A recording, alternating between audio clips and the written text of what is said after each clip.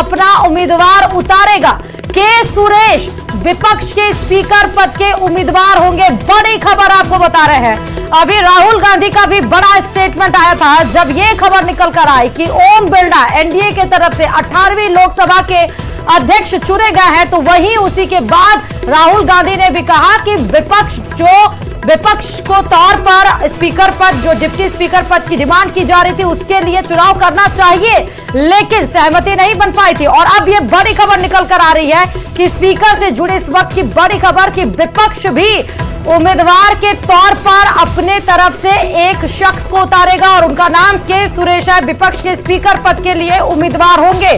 कल बता दें कि लोकसभा के स्पीकर पद का चुनाव होना है। आज पक्ष और विपक्ष की तरफ से जो भी उम्मीदवार नॉमिनेशन दाखिल करेंगे उनका चुनाव कल होना है। नामांकन कर लिया है, के सुरेश ने नामांकन कर लिया। बड़ी अपडेट भी निकल कर आ रहा है स्पीकर के लिए। विपक्ष ने के सुरेश को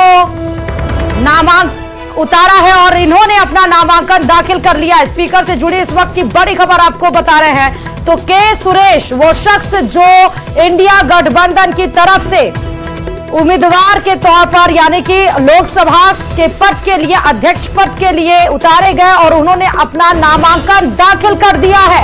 इस वक्त की सबसे बड़ी खबर आपको बता रहे हैं। यानी कि हालांकि ये इतिहास को एक बार फिर से आप देखिए तो ये दोहराया जा रहा है और के सुरेश ने नामांकन अपना दाखिल कर दिया है। इस वक्त की बड़ी खबर आपको बता रहे हैं। विपक्ष के तरफ से लोकसभा के स्पीकर पद के लिए के सुरेश ने अपना नामांकन दाखिल कर दिया है। तो एक तरफ एनडीए की तरफ से ओम बिरला, तो वहीं विपक्ष की तरफ से के सुरेश। कल होना है स्पीकर पद का चुनाव और इसकी तरफ विपक्ष को समझाने की कोशिश लगातार आज भी की जा रही थी। प्रधानमंत्री राजनाथ सिंह मल्लिकार्जुन खड़गे से बातचीत भी की है इस मसले पर कि विपक्ष आम सहमति से लोकसभा स्पीकर इस बार चुना जाए, लेकिन इंडिया गठबंधन मानने को तैयार नहीं और उन्होंने अपने तरफ से उम्मीदवार को उतारा और नामांकन दाखिल कर दिया है के सुरेश ने लोकसभा स्पीकर पद के लिए।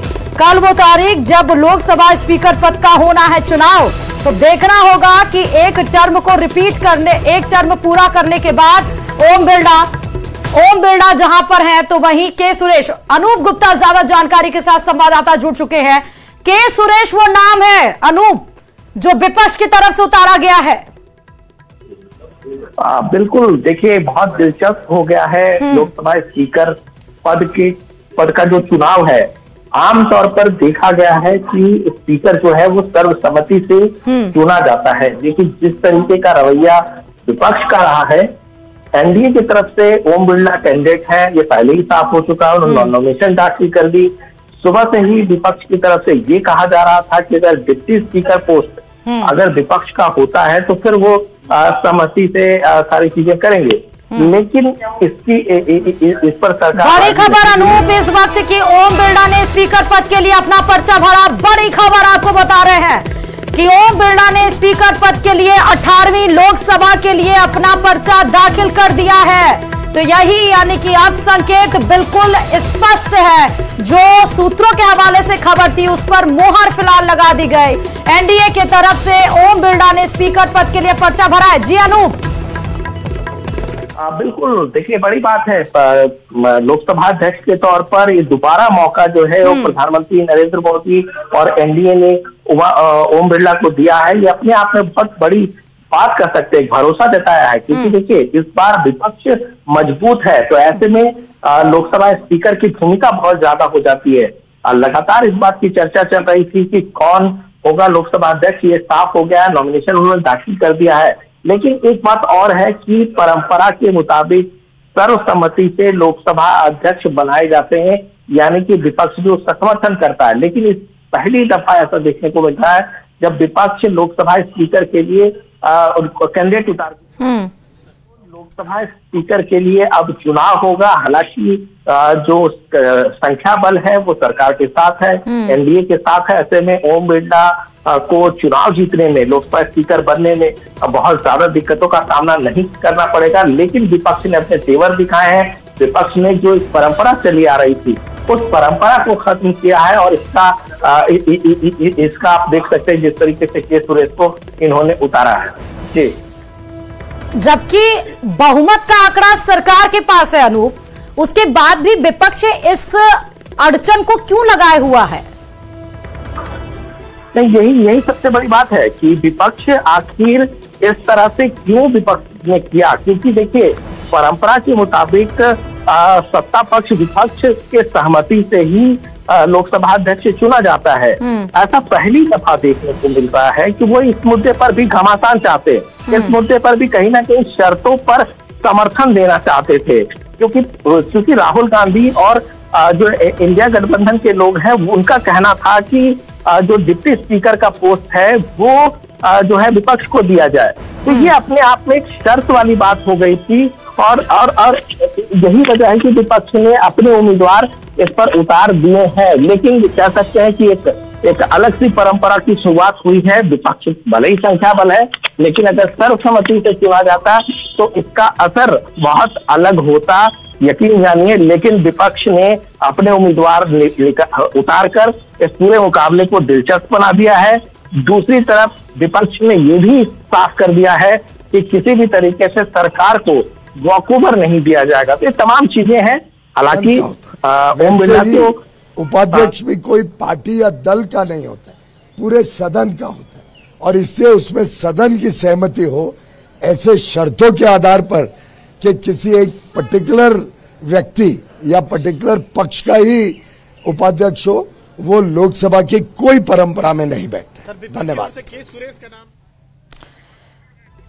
तो आप पीयूष गोयल को सुन रहे थे। अब हिमांशु हमारे संवाददाता कोटा से जुड़ चुके हैं। कोटा हिमांशु, बड़ी बात है, एक बार फिर से कोटा से सांसदी जीतकर प्रहलाद गुंजल को हराकर और दूसरी बार लोकसभा के अध्यक्ष पद के लिए नाम और अपना नॉमिनेशन भी दाखिल कर दिया है ओम बिरला ने।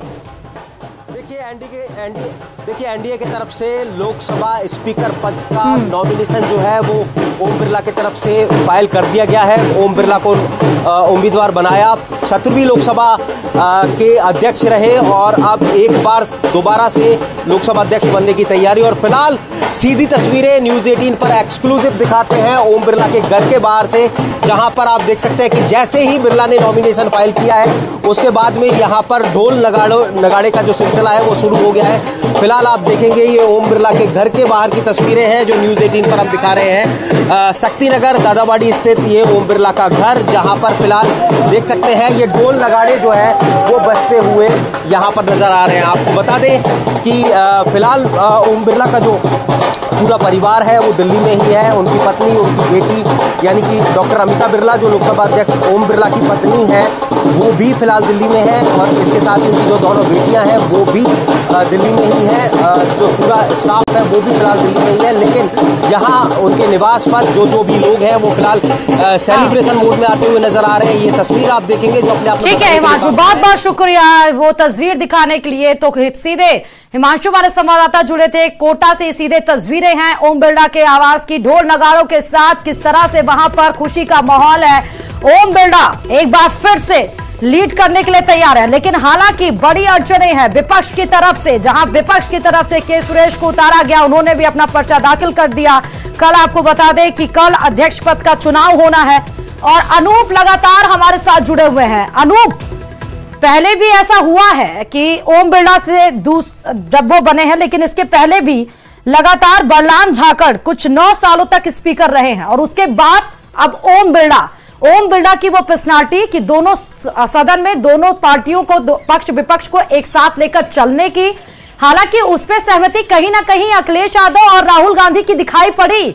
डिप्टी स्पीकर के पद की वो बात कह रहे हैं। अखिलेश यादव कह रहे हैं कि अगर डिप्टी स्पीकर का पद विपक्ष को दे दिया जाता है तो मसला तो कुछ है ही नहीं। अनूप, इसका मतलब कि ओम बिरला पर कोई संशय नहीं है। नहीं, इसी बात नहीं, इसी बात का जिक्र कर रहे थे कि हाँ। देखिए संख्या बल के मुताबिक सरकार के पास, एनडीए के पास बहुमत है। ऐसे में लोकसभा अध्यक्ष जो एनडीए के उम्मीदवार हैं ओम बिरला, उनका चुना जाना तय है। किसी भी तरीके से कोई इसमें उहापोह की स्थिति नहीं है, कोई शक शुबा नहीं है। लेकिन जिस तरीके से विपक्ष ने अपनी शर्त रखी सरकार के सामने कि डिप्टी स्पीकर का पद दे दी जाए, अगर नहीं दी जाएगी तो हम लोकसभा अध्यक्ष के पद को लेकर भी उम्मीदवार उतार देंगे। यानी कि जो परंपरा के मुताबिक चीजें होती थी, क्योंकि देखिए लोकसभा स्पीकर का पद जो है वो संवैधानिक पद है, वो सदन के एक तरह से क्लास टीचर के तौर पर होते हैं जो पूरा सदन चलाता है। तो ऐसे में अगर सर्वसम्मति से कोई वहां चुना जाता और आसन पे बैठता तो वो बहुत बेहतर कहा जा सकता था, और ऐसी परंपरा हमेशा से रही है। लेकिन विपक्ष ने उम्मीदवार उतार दिए हैं। दिलचस्प रहेगा, जीत को लेकर के कोई संशय नहीं है क्योंकि एनडीए के पास बहुमत का आंकड़ा है। और आप देखिए जिस तरह से विपक्ष ने तेवर दिखाए हैं, कहीं ना कहीं विपक्ष को इस पर मुंह की खानी पड़ेगी, क्योंकि संख्या बल नहीं है तो आप एक्सपोज भी होंगे। जो लगातार आप एक खम भरने की कोशिश कर रहे हैं कि आपके पास संख्या बल बहुत ज्यादा है, तो जाहिर सी बात है कि विपक्ष के अंदर भी आप टकरार देखने को मिल सकता है, उसमें भी टूट देखने को मिल सकता है। और यकीन जानिए कि जितने यूपीए घटक दल के जो सांसद हैं वो सभी ने अगर वोट नहीं डाला के सुरेश के पक्ष में और संख्या में कमी आई, तो ये भी एक बहुत बड़ा नुकसान जो है विपक्ष के पास रहेगा कि वो अपने खेमे को एकजुट नहीं रख पाई है। दूसरी तरफ जहां तक ओम बिरला की बात करें तो ओम बिरला ने पिछले 5 साल जब लोकसभा स्पीकर थे तो उन्होंने बखूबी जो है वो अपने पद की भूमिका को निभाया है, हाउस को बहुत ही अच्छे तरीके से उन्होंने चलाया है। तो एक बेहतरीन कह सकते हैं कि उनकी कार्रवाई रही है और उन्होंने बड़ी बेहतरीन तरीके से चलाया है।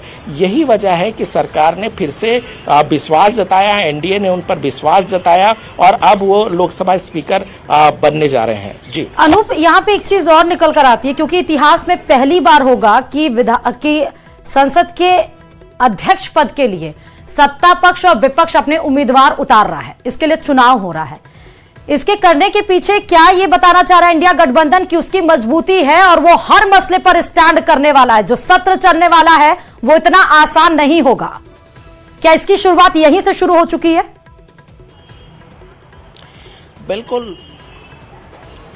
बिल्कुल यही वजह है। वो एक तरह से विपक्ष शक्ति प्रदर्शन करना चाहती है, विपक्ष दिखाना चाहता है कि देखिए हम सदन में अब बहुत ताकतवर होकर उभरे हैं। और यही वजह है कि इंडिया गठबंधन के चाहे वो कांग्रेस हो या समाजवादी पार्टी है, वो शर्त रख रही थी सरकार के सामने, एनडीए के सामने कि डिप्टी स्पीकर का पोस्ट जो है उन्हें दे दिया जाए। लेकिन शर्तों पर ये सारी चीजें होती नहीं है, आपके पास संख्या बल नहीं है। ऐसे में आप शर्त अगर थोपेंगे खासतौर पर सत्ता पक्ष पर तो ये नहीं चलने वाला है। और यही वजह है कि उन्होंने के सुरेश को इंडिया गठबंधन की तरफ से उम्मीदवार के तौर पर उतार दिया है।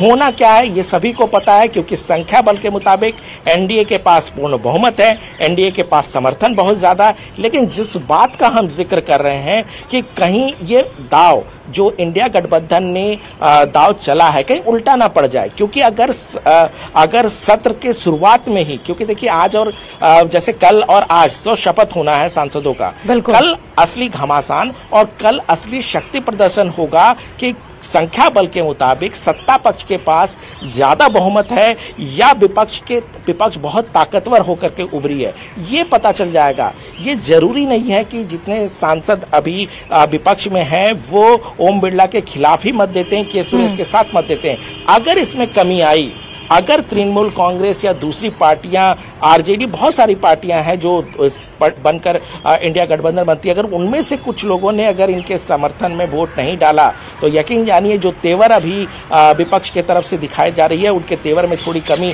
होगी। और जो परमुटेशन कॉम्बिनेशन की बात करते हैं उसमें ओम बिरला फिट बैठते हैं, ओम बिरला लोकसभा अध्यक्ष होंगे, ये आप यकीन से कह सकते हैं कि सिर्फ ये बात बिल्कुल कहावत यहाँ फिट होती है अनूप की, जोश में होश नहीं खोना चाहिए। लेकिन अनूप एक बात की जानकारी और दीजिए कि स्पीकर के लिए पक्ष विपक्ष दोनों ने अपने उम्मीदवार उतार दिए हैं, दोनों ने नॉमिनेशन दाखिल कर दिया है। और ऐसा आज तक पहले कभी नहीं हुआ, तो कैसे चुना जाएगा ये लोकसभा का अध्यक्ष?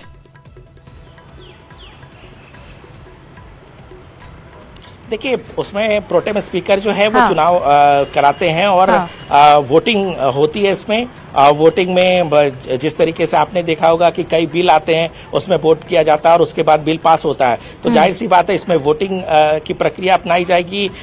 एक तरफ ओम बिरला होंगे, दूसरी तरफ के सुरेश होंगे और जिनको ज्यादा मत मिलेगा वो लोकसभा अध्यक्ष चुन लिए जाएंगे। संख्या बल एनडीए के साथ है, संख्या बल सरकार के साथ है, ऐसे में ओम बिरला का चुना जाना पूरी तरह से तय माना जा सकता है। लेकिन के सुरेश के आने से कहीं ना कहीं अपनी जो मंशा है विपक्ष की, उन्होंने साफ कर दी कि हम किसी भी तरीके से छोड़ने नहीं जा रहे हैं। लेकिन जिस बात का लगातार हम जिक्र कर रहे हैं, अगर इन्होंने अपना शक्ति प्रदर्शन के लिए उम्मीदवार उतारे हैं तो उन्हें पता है कि हार जाना है, उन्हें जीतना नहीं है, क्योंकि संख्या बल उनके साथ नहीं है। लेकिन उनको कितना मत मिलता है ये उनकी ताकत को दिखाएगा। अगर किसी पार्टी ने अगर के सुरेश का समर्थन नहीं किया तो फिर विपक्ष एक्सपोज होगी इस मसले पर। इसका जरूर ध्यान रखना होगा और वो कल जब वोटिंग की प्रक्रिया होगी तो वो दिलचस्प देखना होगा कि विपक्ष के पास संख्या बल कितनी है, विपक्ष कितना ताकतवर होकर उभरी है, क्या आगे आने वाले वक्त में वो किसी तरह का शर्त रख सकती है या नहीं रख सकती है। ये सारी बातों का फैसला जो है कल जब वोटिंग होगा और शक्ति प्रदर्शन किया जाएगा तब साफ हो जाएगा। क्योंकि जब से ये बीजेपी का तीसरा टर्म प्रधानमंत्री नरेंद्र मोदी रिपीट कर रहे हैं अनूप, 2014 में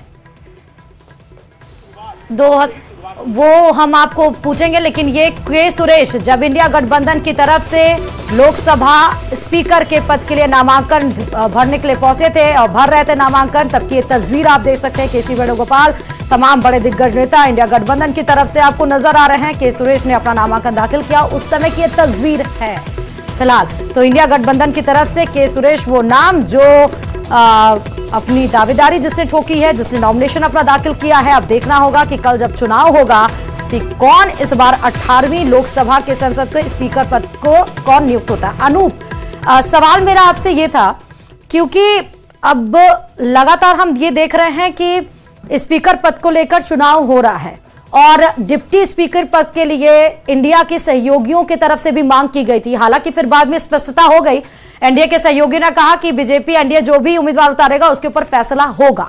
लेकिन अब आप ये बताइए कि डिप्टी स्पीकर के लिए जब से मोदी सरकार तीसरे टर्म में रिपीट किया, 2014 में था कि सुमित्रा महाजन को स्पीकर पद बनाया गया था, डिप्टी स्पीकर चुना गया था। 2017 में डिप्टी स्पीकर कोई भी नहीं था। तो क्या 2024 में ऐसे आसार नजर आ रहे हैं कि स्पीकर और डिप्टी स्पीकर होगा? और क्या एनडीए की तरफ से कुछ ऐसी सुबुहाहट है कि डिप्टी स्पीकर के लिए क्या वो विपक्ष की तरफ थोड़ा मोड आउट हो रही है?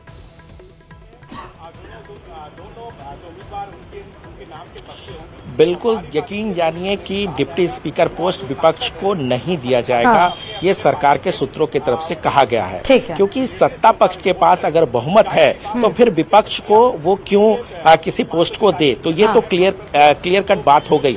जहां तक एक वाजिब सवाल आप उठा रहे हैं, क्योंकि पिछले दिनों डिप्टी स्पीकर पोस्ट जो है वो वैकेंट रहा था, तो क्या सरकार इस बार डिप्टी स्पीकर पोस्ट के लिए भी अपने उम्मीदवार उतारेगी? इसके लिए जरूर अभी इंतजार करना पड़ेगा समय के लिए कि सरकार की रणनीति इस मुद्दे पर क्या होती है। फिलहाल एनडीए और सरकार की कोशिश सिर्फ ये है कि ज्यादा से ज्यादा संख्या बल दिखा करके एक तरह से अपना शक्ति प्रदर्शन करे। देखिए, दो बातें हैं, सरकार बनी है, सरकार पूर्ण बहुमत के साथ एनडीए की सरकार आई है। ऐसे में आमतौर पर कहते हैं कि कॉन्फिडेंस वोट आपको लाना पड़ता है, तो एक तरह से समझ सकते हैं कि ये कॉन्फिडेंस वोट ही होगा लोकसभा सदन में कि किसके पास कितनी संख्या बल है। क्योंकि आपने चुनाव करा दिया, पहले ही दिन चुनाव करा दिया और पहले ही दिन ये साफ हो जाएगा कि विपक्ष के साथ कितना संख्या बल है और सत्ता पक्ष के पास कितना संख्या बल है। सरकार के लिए तकलीफ नहीं है, एनडीए के लिए किसी भी तरह की तकलीफ नहीं है, क्योंकि इनके पास पूर्ण बहुमत है, आंकड़ा है। अब जो लगातार ये बातें कह रहे हैं कि 290 का समर्थन है या फिर 300 तक एनडीए पहुंच चुकी है, ये बात देखिए कल साबित हो जाएगा। यानी कि एक बहुत अच्छा मौका सत्ता पक्ष बीजेपी और एनडीए के पास है अपनी संख्या बल दिखाने का। वहीं दूसरी तरफ अब विपक्ष के लिए चुनौती ज्यादा बढ़ेगा कि वो अपनी पार्टियों को कितना एकजुट करके ज्यादा से ज्यादा वोटिंग के सुरेश के पक्ष में डाले जाएं, जिससे वो भी अपनी ताकत को दिखा सके कि देखिए हमारे पास जो है वो 240 का आंकड़ा है, या हमारे पास 230 का आंकड़ा है, या हमारे पास जो है वो 200 से पार आंकड़ा नहीं है। तो ये चीजें कल साफ दिख जाएगी फ्लोर ऑफ द हाउस जब इस पर वोटिंग की प्रक्रिया होगी। यानी कि कह सकते हैं कि विपक्ष ने जिस तरीके की रणनीति बनाई है, कहीं विपक्ष इस मसले पर एक्सपोज ना हो जाए, क्योंकि ओम बिरला के लिए तो एक तय है कि सत्ता पक्ष के पास बहुमत है, सत्ता पक्ष आराम से ओम बिरला का चुनाव कर लेगी, उन्हें चुनाव में जितवा देगी। लेकिन अब विपक्ष एक्सपोज हो जाएगा, ये एक बड़ी बात हो जाएगी कल की जब वोटिंग की प्रक्रिया होगी तो। जी, विपक्ष एक्सपोज की भी बात आप कर रहे हैं, लेकिन एक तरह से विपक्ष आप जो दोनों बात सामने आ रही है कि शक्ति प्रदर्शन करने की जो कोशिश विपक्ष के द्वारा की जा रही है वो भी देखने को मिलेगी। अब अनूप जरा ये बताइएगा कि अभी वहां से क्या लेटेस्ट जानकारी मिल पा रही है, क्योंकि राजनाथ को ये पूरी जिम्मेदारी दी गई थी, मल्लिकार्जुन खड़गे से उन्होंने बातचीत भी की। अभी भी आज जब नाम का ऐलान होना था उसके पहले भी विपक्ष से लगातार चर्चा हो रही थी, सहमति उस पर बन पाई नहीं बन पाई वो तो सामने निकल कर आ गया जब के सुरेश ने अपना नामांकन दाखिल कर दिया। लेकिन जरा आप अनूप ये बताइएगा कि अब क्या होगा आगे, अब आगे क्या है, आगे चुनाव और उसके बाद जीत हार, उसके बाद संसद सत्र की शुरुआत। देखिए बिल्कुल, देखिए 2 दिनों से इसकी कवायद चल रही थी और हमने देखा जो संसदीय कार्य मंत्री हैं किरण रिजिजू, वो तमाम विपक्षी पार्टियों से उनकी मुलाकात हुई। राजनाथ सिंह जो कि बीजेपी के वरिष्ठ नेता हैं, रक्षा मंत्री हैं, उनको जिम्मेदारी सौंपी गई थी, उन्होंने भी तमाम विपक्षी पार्टियों के फ्लोर लीडर से उन्होंने बात की। तो कहीं ना कहीं सरकार की मंशा साफ थी, सरकार चाहती थी कि लोकसभा अध्यक्ष का बेचुनाव ना हो, सर्वसम्मति से लोकसभा अध्यक्ष चुन लिया जाए, ये उनकी मंशा थी और उन्होंने इसकी कवायद भी की। लेकिन जिस तरीके से आज सुबह से ही विपक्ष ने अपने तेवर कड़े किए, विपक्ष ने अपनी शर्त रखी और फिर विपक्ष ने अपने लोकसभा उम्मीदवार उतार दिए, तो इसका अर्थ यह है कि जो कवायद चल रही थी सरकार की तरफ से वो कह सकते हैं कि कारगर साबित नहीं हुई। वो कहीं ना कहीं मनाने में वो विफल हुए कि एक सर्वसम्मति से लोकसभा अध्यक्ष चुन लिया जाए। लेकिन दिलचस्प होगा जब इस पर चुनाव पे वोटिंग होगी। और देखिए एक बात का जिक्र जरूर करना होगा यहाँ पर कि इस बार ओम बिरला के लिए राहें आसान नहीं है, चुनौती बहुत ज्यादा है, क्योंकि जो पिछला 5 साल था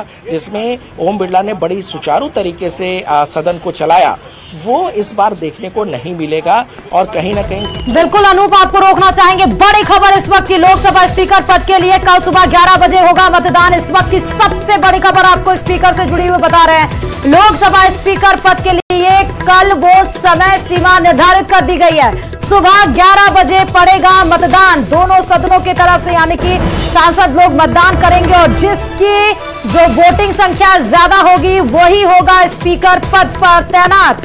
अनूप समय सीमा भी आ गई, अब 11 बजे कल मतदान होगा। कोई जानकारी आपके पास है लेटेस्ट इससे जुड़ी अनूप?